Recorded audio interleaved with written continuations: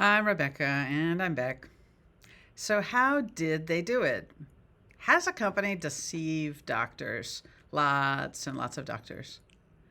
Last time we talked about the character of the regenerative medicine industry and what that means for us patients. This time we're going to start talking about specifics of the incursion of biologic eye drops into optometry and ophthalmology. And I think it's going to be important to understand at least something of how this happened as we start trying to engage our eye doctors in conversations. Tough conversations sometimes. Last night, I was making some notes for this talk, and I had this flashback to a scene in a little motel room out on the peninsula back in April. You ever seen giant sticky notes? They look like this. They're enormous. I mean, like 2 by 3 feet sticky notes. I love those things. I have gobs of them, and I use them constantly, and I use them everywhere. The windows behind me are usually covered with them. I just strip them off when I'm going to video. I keep a pad of them at home. Sometimes I get ideas in the middle of the night, and I'll just start slapping sticky notes on the walls and scribbling. Anyway, my husband Panos and I were supposedly getting away from it all for a weekend last spring. We were out on the Olympic Peninsula, this little town near the coast called Forks. And at the time, I was still really early in the process of figuring out the whole Regenereyes thing, trying to figure out how far it had gone. And my brain just would not turn off.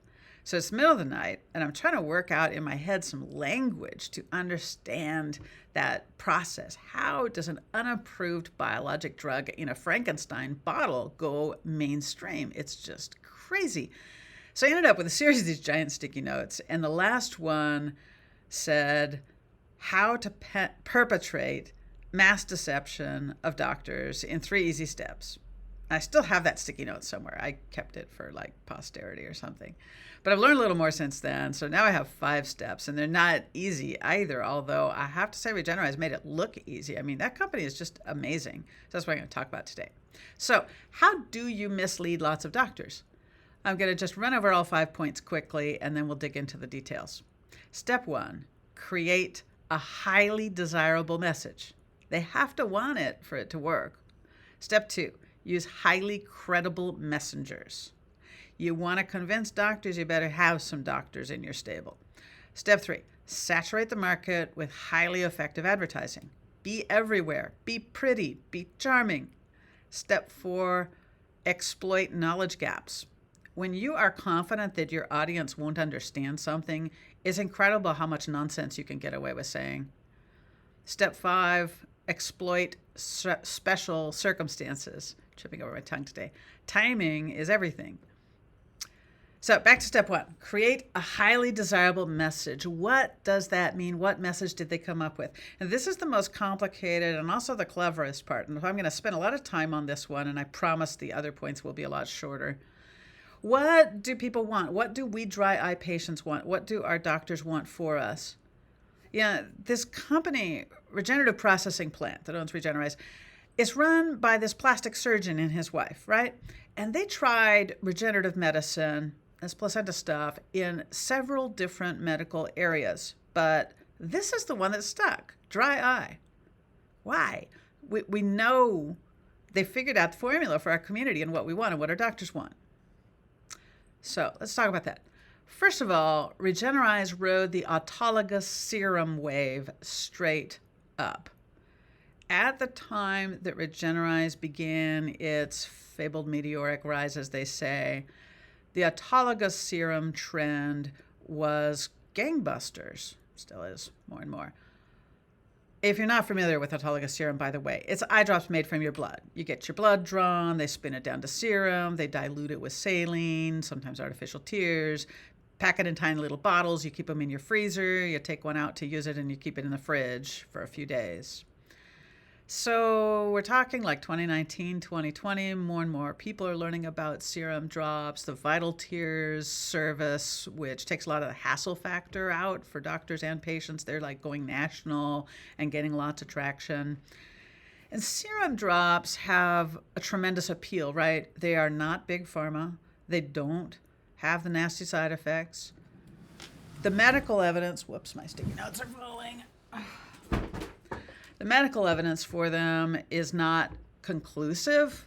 Check out the Cochrane reviews, but heaven knows that's true of a lot of things in the dry eye world. At least serum has been studied extensively for years and extensively prescribed, but it's inconvenient, right? You got to get your blood drawn. You got to be really careful how you store them unless you want to have a lot of expensive sludge and maybe an eye infection to boot. So what if you could make a pseudo copycat thing and give it all the same appeal? Biologic and natural, but nobody has to get the blood drawn and you don't have to keep it in the freezer. Bingo. When our friend Ben visited the office a few months ago and I showed him a bottle of Regenereyes, one of the first things he said was, "Hey, those look just like the bottles my serum comes in. It's just clear instead of yellow." And as for the whole freezer fridge thing, it's interesting. Regenereyes split into two versions back in 2020, early 2020, I think. This pro version, professional strength version, that has to be stored in the fridge, and a light version, which can be stored at room temperature. The only known difference between the two is $125 a bottle. Nowadays, they have dropped all pretense of requiring refrigeration. Still kind of says so on the box, but somehow they've done more testing and decided that the pro version is stable at room temperature. My only comment on that is you really need to watch the presentation called Sludge. Anyway, bottom line, if autologous serum had never existed, it's really hard to imagine that Regenereyes would have seemed like a good idea to anybody. It's certainly not that anyone would have paid $75 to $200 for it. Dr. B has a presentation about that somewhere too. So serum is where the natural, biologic part of Regenereyes' message comes from, as well as the weird little bottles. Second part of Regenereyes' desirable message plan is that it is new and different dry eye stuff. Because you got to know, we dry eye patients are insatiable. We're always looking for more stuff. And as a result, our doctors are always looking for more stuff for us because they want to help us. But these days, there's so much stuff out there that just being new isn't quite as big a deal as it used to be, right? Being a new OTC drop certainly isn't good enough. You know how many brands we have now? So this is where the Regenereyes first-in-class marketing language comes from. And it was a brilliant stroke. It's just not just new, it's first-in-class. The founder and owner of Regenereyes, Dr. Harold, keeps getting these articles published in ophthalmology trade journals that feel like they're like laying this theoretical groundwork of a position for Regenereyes as part of a broader biologic dry eye toolkit to kind of gain an equivalence to these things. You remember back in my little trailer video thing, I talked about how smart their marketing plan was? I mean, we're just getting started. So the third part of Regenereyes' desirable message is it's good business. I am not going to belabor the financial piece of Regenereyes today, just the facts. But for this to make sense, I do need to give some context about the role of retail business in dry eye clinics. Many dry eye clinics stock products for retail sale. It's mostly an optometry thing, but not entirely for sure. And it's certainly not new. I mean, this goes way, way, way, way back. Oasis Tears, which have been around maybe 15 years, they never even went into drugstores at all because eye care providers are their primary distribution channel by choice. Nutraceuticals are always popular for sales, PRN and Hydra and all that. And there's Brooder bags and so on and so forth. And I'm not mentioning this to pass any judgments. I mean, in some cases, I would argue retail is a real service to patients. By stocking some items, doctors actually raise awareness of important home care tools. I mean, I'm thinking of all the iEco goggles and the Sienna glasses. These things are important to us patients, and it's really helpful when they come to us through our doctors.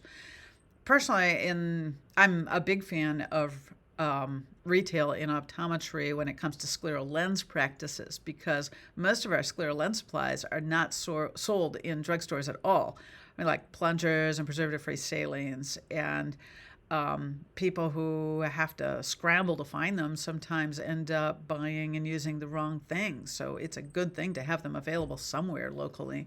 So no judgments, just context. There's a long history of optometry retailing dry eye stuff. That's the bottom line.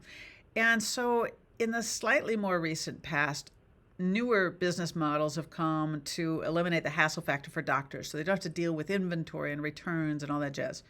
So instead, there's these businesses that run a sort of affiliate-driven fulfillment model. Doctor's office takes the order or gets the patient to order in their online portal, and the stuff gets shipped direct to the patients, and doctors get some kind of consideration for it. Okay, enough context. My point is just Regenereyes and Stimulize offer doctors that same familiar model. So if a doctor's already doing that stuff, it fits in very easily. We've got option 1, purchase inventory, keep it in your office, sell it to your patients, or option 2, variation on the fulfillment theme. Create an account with us, send us the patient's information, and we'll take care of everything else. By the way, something to keep in mind there, even though the companies call these prescription-only drugs, in a doctor's mind, it may just be kind of more like the other retail stuff.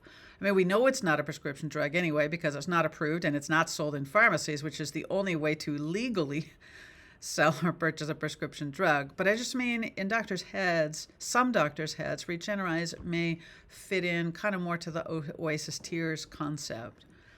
So wrapping that up, the highly desirable message Regenereyes crafted was just like serum, but more convenient, new and very different, and good business.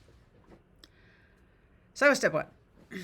Step 2 in the process of mass deception. Use highly credible messengers. Not going to spend a ton of time on this, but it is a vital point, so I need to explain it. No offense to anybody listening who happens to be a drug sales rep, but drug sales reps aren't necessarily considered the very most credible messengers. Credible messengers in the medical world means famous doctors.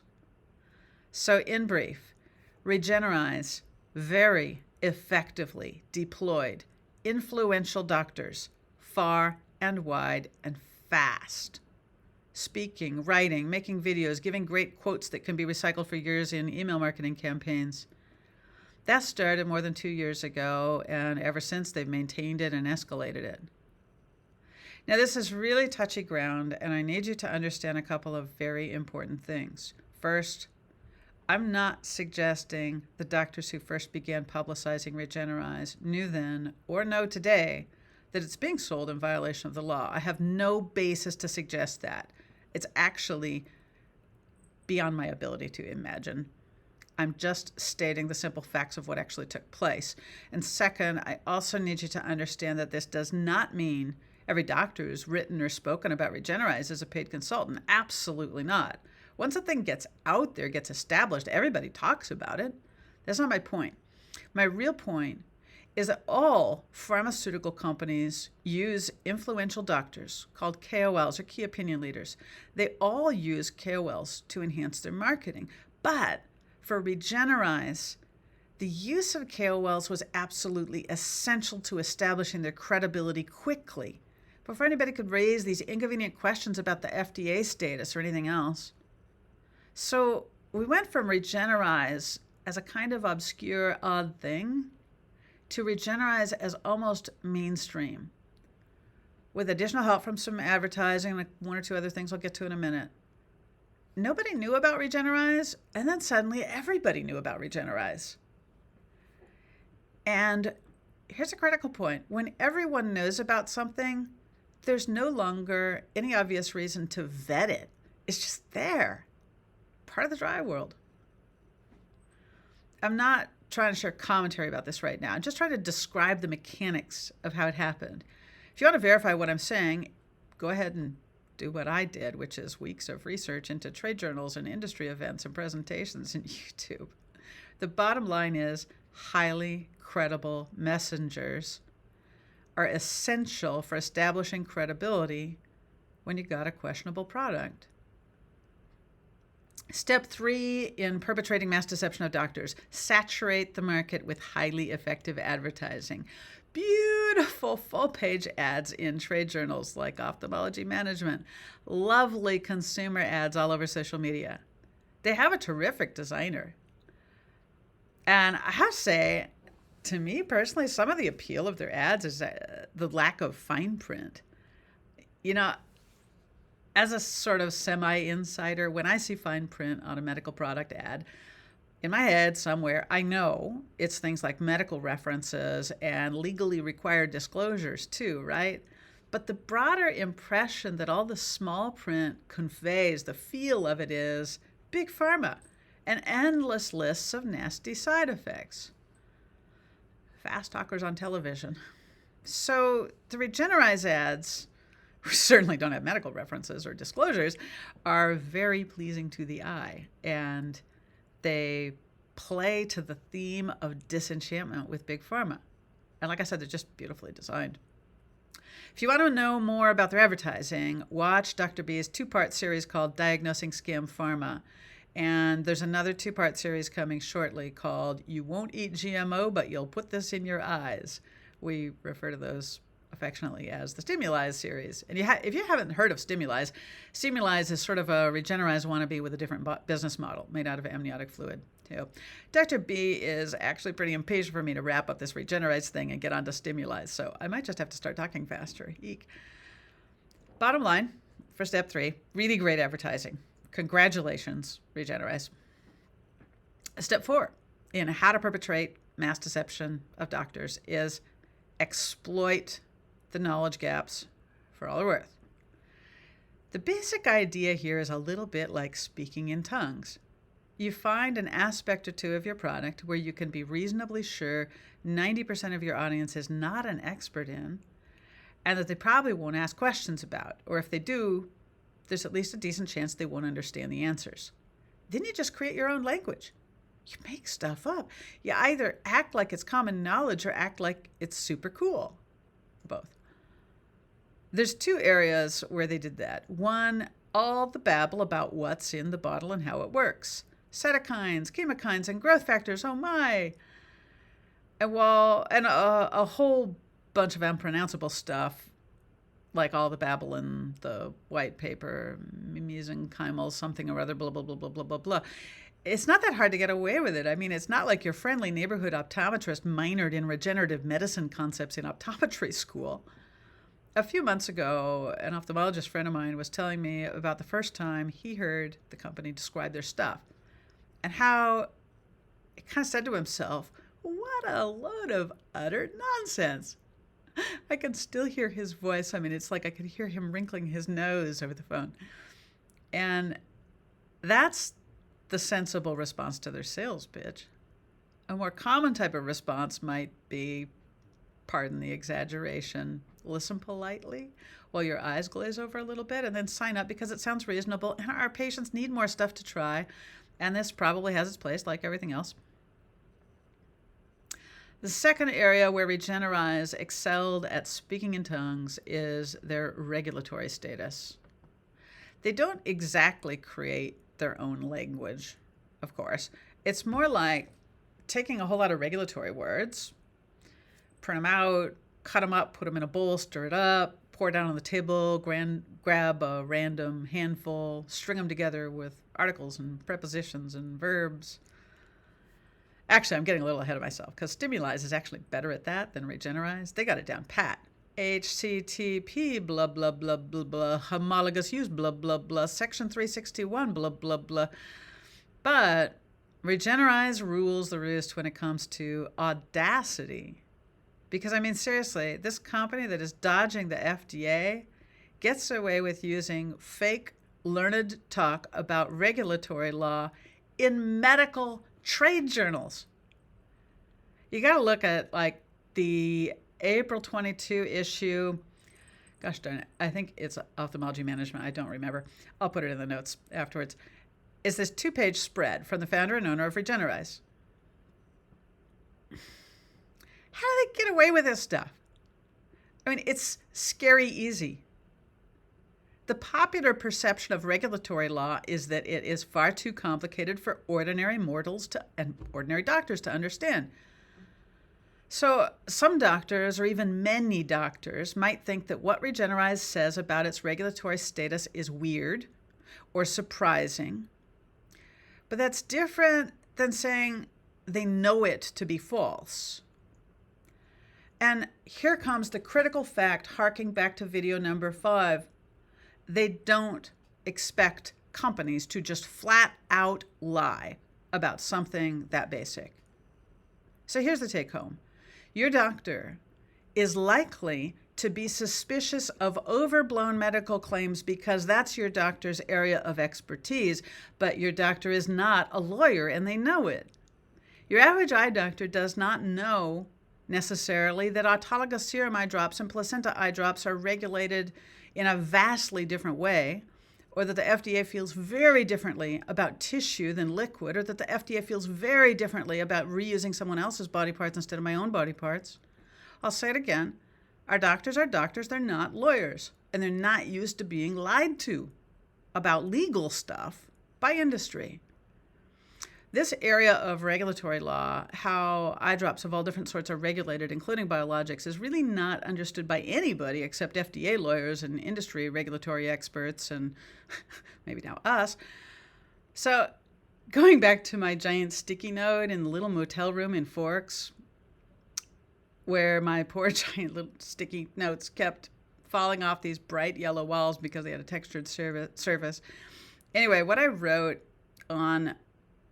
of the things I wrote on that particular giant sticky note that I kept was, exploit the perception of impenetrable complexity. In other words, doctors and how they feel about the FDA. It's a brilliant stroke. These people are artists.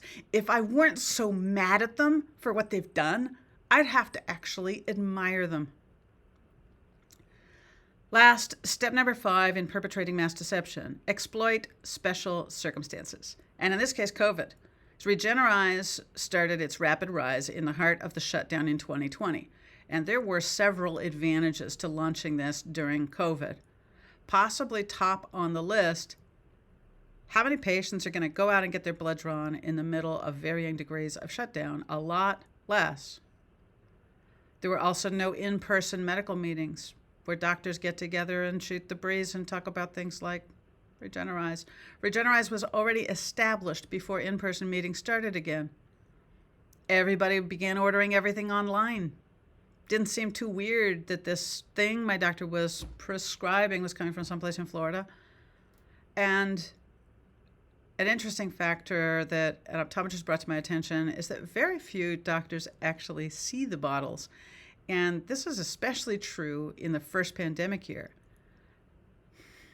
So those little bottles, which to me were this enormous red flag the first time I saw them, I would speculate that doctors who might otherwise have been concerned about using that type of bottle for a preservative-free drop, just never even saw it at all, or didn't see it until it was already normalized to the point where you would just be so much less inclined to question what you see when it's normal. So even COVID played a role in this thing. So there you have it. That's my personal reconstruction of how to perpetrate mass deception of doctors in 5 steps. 1, highly desirable message. 2, highly credible messengers. 3, really great advertising and lots of it. 4, exploit the knowledge gaps. 5, exploit the circumstances. Now, if there were a step 6 to perpetrating mass deception of doctors, it would be to be charming and persuasive, which they are, but that's just salesmanship. Anybody can do that. Not everyone can be a Regenereyes. Whoever thought all that stuff up was brilliant. Side note, before I wrap up here, I've been using this phrase, mass deception of doctors, but I do not want to create the impression that I think all doctors bought into this. That's absolutely not true. I think there's lots that did see through it, had no interest in it, and moved on. But the numbers of doctors that are using Regenereyes is large, so I just have to address that. Anyway, that's all for today. Your homework is, if you haven't already done this, ask your doctor at your next appointment if they remember when or where or how they first came across Regenereyes. Next time, we're going to talk about how to have uncomfortable conversations with our doctors. Bye for now.